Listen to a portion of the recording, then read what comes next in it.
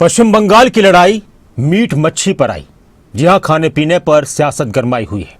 पश्चिम बंगाल की मुख्यमंत्री ममता बनर्जी ने एक रैली को संबोधित करते हुए बीजेपी पर जमकर निशाना साधा और कहा कि अगर पश्चिम बंगाल में बीजेपी की सरकार बन गई तो ये चैन से मीट मछली अंडा भी नहीं खाने देंगे। ये अपनी पसंद खाने पीने के मामलों में लोगों पर थोपते हैं। बीजेपी को उन्होंने इस तरह से घेरा।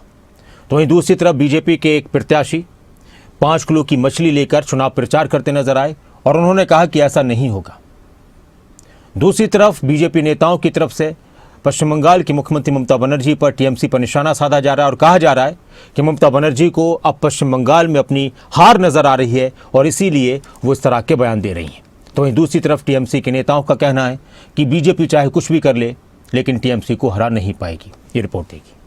बीजेपी আসলে কি বলছে মাছ খাওয়া যাবে না। देश भर में जहाँ भी भारतीय जनता पार्टी सरकार है खान पान में कोई प्रतिबंध नहीं है और इस प्रकार का बयान देकर फिर सांप्रदायिकता माहौल बिगाड़ने के माहौल को खड़ा करने का प्रयास उनका है। खान पान पर गरमाई बंगाल की सियासत।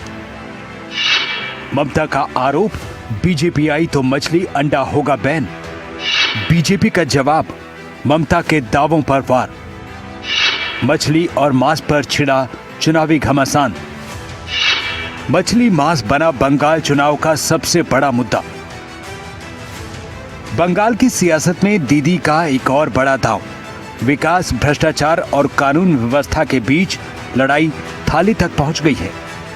पश्चिम बंगाल के पुरुलिया में तपती धूप में ममता बनर्जी ने वो तीर छोड़ा है जिसने बंगाल से दिल्ली तक हलचल मचा दी है।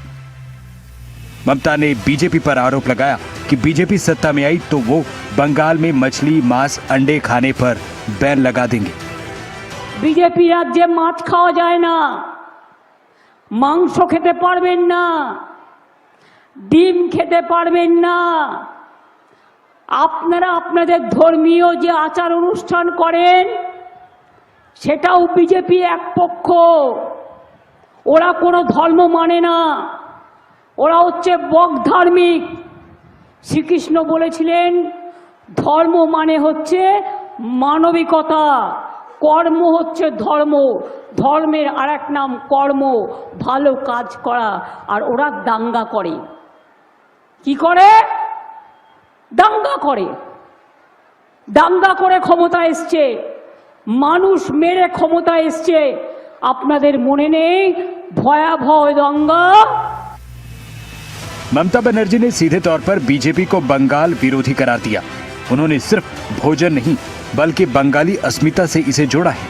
पुरुलिया के इस इलाके में मछली और मांस आम जनता के आहार का एक बड़ा हिस्सा है और ममता ने सीधे तौर पर इसके जरिए बीजेपी की नस पर हाथ रखा है। ममता जी को हार दिखाई दे रही है और जब हार दिखाई देती है तो अब चुनाव मुद्दा खान पान पर आ गया है।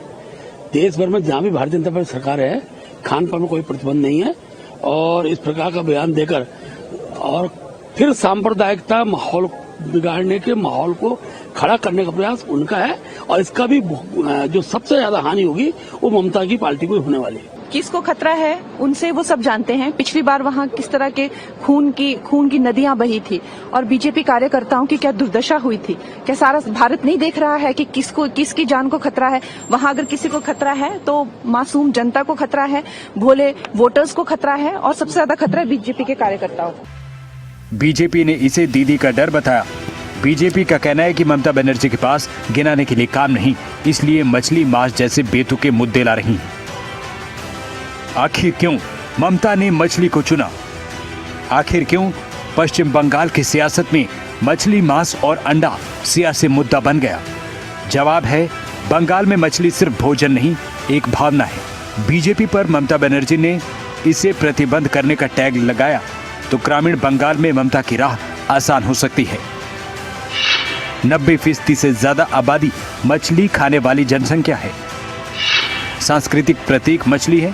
शादी से लेकर पूजा तक मछली का इस्तेमाल है। आजीविका निर्भरता है। लाखों मछुआरों और कारोबारियों का रोजगार है। मछली उत्पादन में बंगाल अग्रणी राज्य है। बंगाल में मछली और मांस सिर्फ भोजन नहीं बल्कि बंगाली पहचान और अस्मिता का हिस्सा भी है। ममता बनर्जी बीजेपी को घेर रही हैं। बीजेपी को एक ऐसी पार्टी के तौर पर चित्रित कर रही हैं जो बाहरी है और बंगाली परंपराओं को नहीं समझती। प्रतिबंध का डर दिखाकर वो वोटरों को अपनी संस्कृति की रक्षा के लिए गोल बंद कर रही हैं। ये मुद्दा बीजेपी के हिंदुत्व की राजनीति के जवाब में ममता बनर्जी का बंगाली कार्ड है, ताकि वो धार्मिक आधार के बजाय सांस्कृतिक आधार पर वोट हासिल कर सके। ब्यूरो रिपोर्ट, खबरें अभी तक।